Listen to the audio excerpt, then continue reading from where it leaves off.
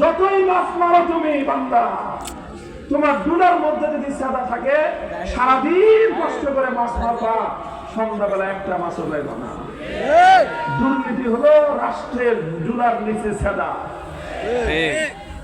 এই সাদা বন্ধ না করে উন্নয়ন করবা, এই সাদা বন্ধ না করে জনগণ মেহনত করে পয়সা কামায় সরকারকে ট্যাক্স দিবা, চাই দিবা, খাইবে, খালি খাইবে, খাইতে খাইতে খাইতে খাইতে তখন মাথা শুদ্ধ চালা খেয়ে ফেলবে, ওই দুর্নীতিবাজের পেট ভরবে না। কারণ ডুলার নিচ দিয়ে সাদা থাকলে যতই দাও, ওই ডুলার পেট কোনোদিন ভরবে না, ওই ডুলার দিয়ে মাছ দিয়ে কোনোদিন ভরবে না।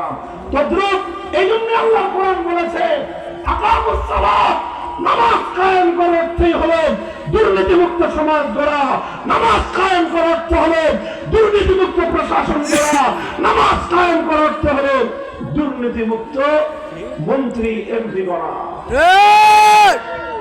এরপরে বলেছেন